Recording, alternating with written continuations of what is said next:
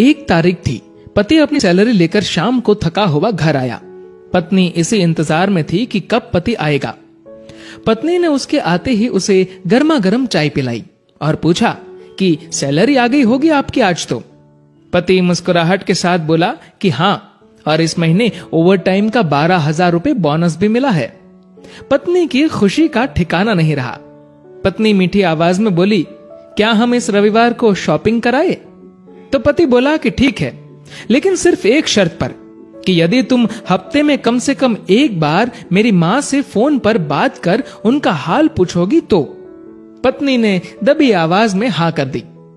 पति सिर्फ ये चाहता था कि उसकी माँ और उसकी पत्नी के बीच जो भी अनबन है वह दूर हो जाए। ठीक 2 मिनट बाद पति के मोबाइल पर माँ का फोन आया। उधर से माँ बोली, कैसे हो बेटा?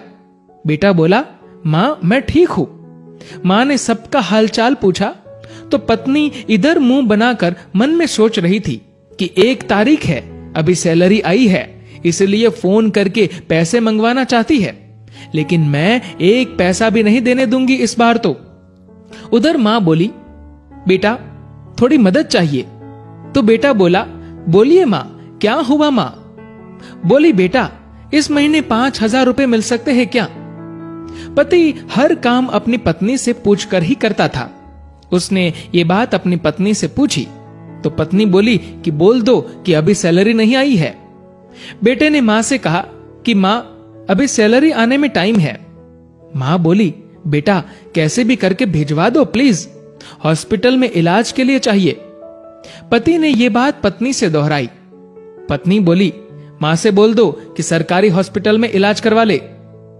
पति ने माँ को यही सलाह दी तो माँ बोली, बेटा उधर इलाज सही से नहीं होता और वह ध्यान भी नहीं रखते।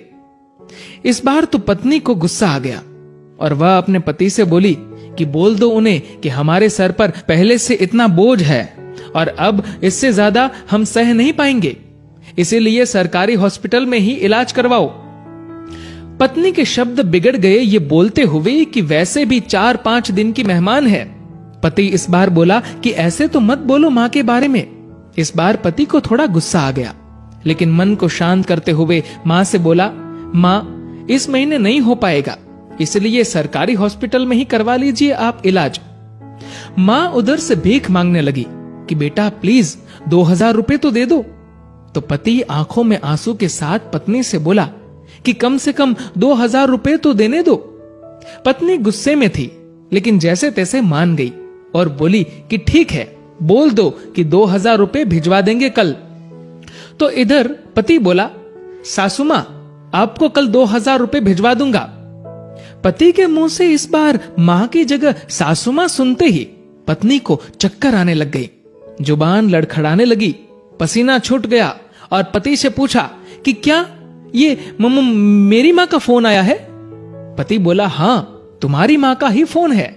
मैं तो तुम्हारी मां को भी अपनी मां ही समझता हूं, लेकिन तुमने कभी मेरी मां को अपनी मां की तरह समझा ही नहीं। पत्नी इस बार जोर से रो पड़ी और फोन में माफी मांगने लगी कि मुझे माफ कर दो मां, मुझसे बहुत बड़ी गलती हुई है। तो उधर से मां बोली, बेटी यदि सिर्फ एक मां का दिल दुखाया होता तो माफ कर देती, लेकिन तुमने तो आज एक नहीं बल्कि 2 मां का दिल दुखाया है।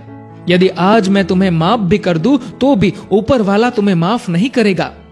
दोस्तों, ऐसा माना जाता है कि अगर ऊपर वाला भी मां का कर्ज चुकाने आ जाए तो वो भी कंगाल हो जाए। एक मां खुद मौत के मुंह में जाकर जिंदगी को जन्म देती है। उस मां का सम्मान करे। मां तो मां होती है, उसको मरने से पहले जीते जी ना मारे। दोस्तों, इस कहानी को लेकर आपकी क्या राय है नीचे कमेंट करके जरूर बताएगा। और दोस्तों, अगर आपको ये वीडियो अच्छा लगा हो तो इस वीडियो को लाइक करिएगा और ज्यादा से ज्यादा लोगों तक शेयर करिएगा। और दोस्तों, ऐसे ही और भी इंस्पिरेशनल वीडियोस के लिए सब्सक्राइब करें हमारे यूट्यूब चैनल को और फेसबुक पर फॉलो करें हमारे पेज को। धन्यवाद।